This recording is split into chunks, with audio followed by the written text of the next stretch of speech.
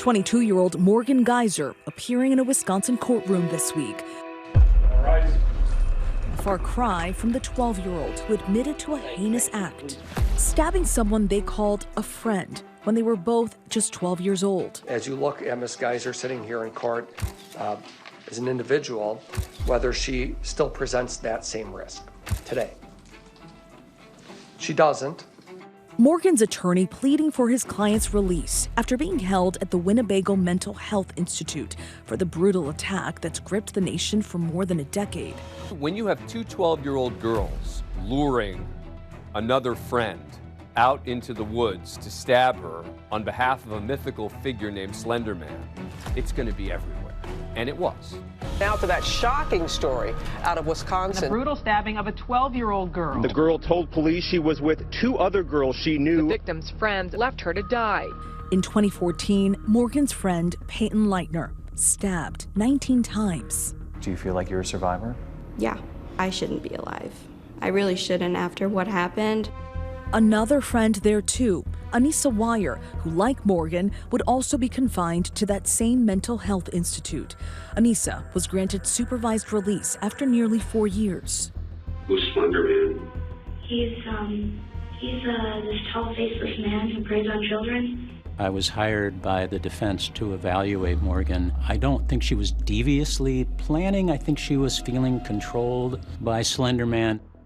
What she would tell me is that she really had no choice but to listen to Slender Man. The brutal, premeditated attack, they say, was done to please the fictional online character Slender Man, who the kids hoped to meet at an imaginary mansion in the woods. He could be anywhere from 6 feet to 14 feet tall. He's a tall guy who constantly wears a suit. He doesn't have a face. Did you feel bad? They just stabbed one of your best friends.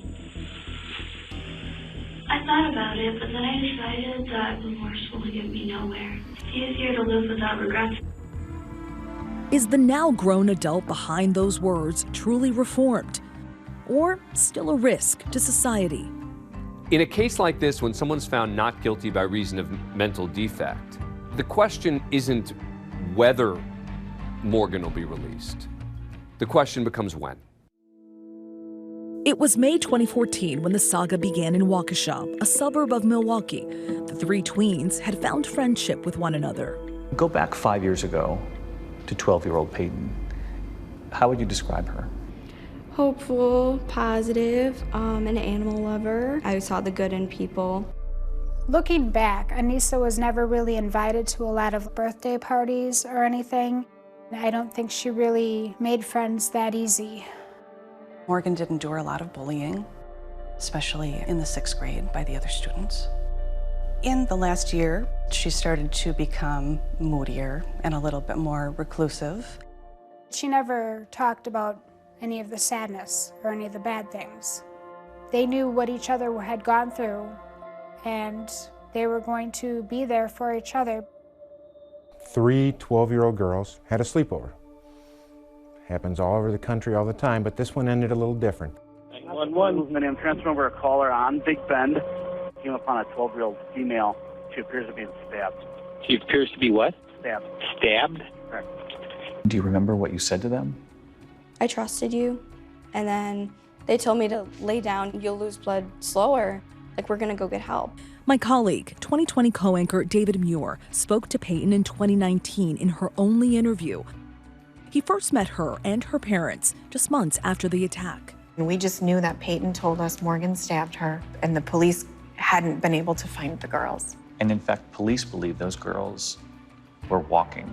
Yeah. They were going to find a mansion in the woods. Oh, the mansion, yeah, the mansion in the woods. They were going to the Nicolay Forest because they believed that there was a mansion there that Slender Man lived in. Police say they were hoping to impress Slender Man with their actions. Slender Man was originally created as sort of fan fiction and an extension of the campfire horror story. These images that were unclear whether they were nurturing or threatening. After being brutally stabbed, Payton managed to crawl out of those woods. Nearly 5 hours later, the 2 other preteens were found and taken into custody. He was my only friend for a long time. Why would you hurt your only friend? It was necessary. It was weird. I felt no remorse. I thought I would. It was weird that you didn't feel remorse? I actually felt nothing. Was it hard for you to wrap your head around what had been done to you? No, which I guess says a lot about our friendship. I kind of wasn't really too shocked about it. After I heard why she did it, I was like, well, this doesn't surprise me at all, because she believed so hard in this thing that she would do anything for it. When I first entered Morgan's bedroom, it just looked like a normal room for a girl of her age. But in her drawers and in the closet, there were numerous items that were disturbing in nature. They found all kinds of strange things going on. There's strange drawings, dolls that had been mutilated. Some of the dolls had their hands cut off, arms cut off, legs cut off. Experts testified that Morgan had been diagnosed with early onset schizophrenia. Anissa separately was diagnosed with shared psychotic disorder. I just want to let Ella and her family know I'm sorry. I never meant this to happen. I think Morgan's mental health state at the time of the stabbing was obviously, she was in a bad state. We could see that obviously from all the doctor reports that were done back then.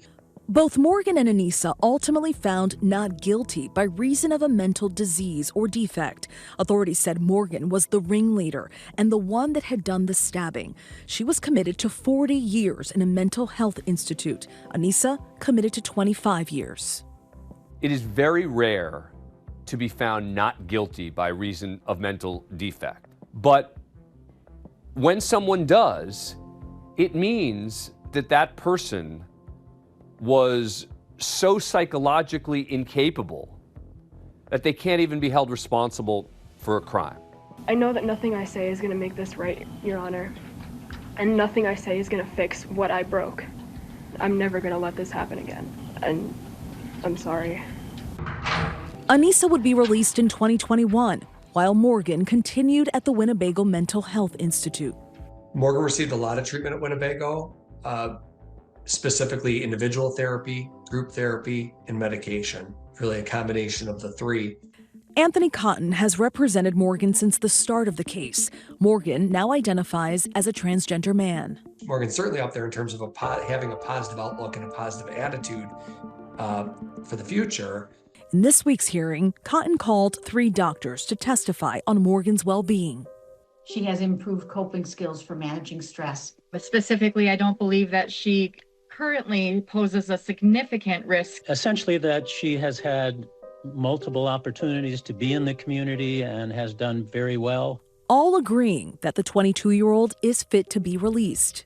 Payton's family disagreeing, releasing this statement ahead of court, saying Morgan Geyser has withdrawn her request to be released twice. More recently, her request was denied. We are confident that the judicial system will make a decision that will ensure the community and my daughter remain safe. Prosecutors arguing Morgan's credibility remains an issue. That you should find there's clear and convincing evidence of substantial risk. The judge ruling in favor of Morgan's early release, saying while their crime was terrible, Morgan has now grown up. Ms. Geyser does not pose a significant risk of bodily harm to herself or others, or of serious property damage.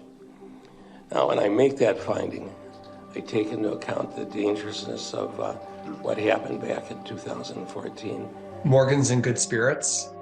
Morgan is looking forward to the next stage. Morgan has talked about wanting to be a librarian, wanting to continue publishing her writings, wanting to be in the art field.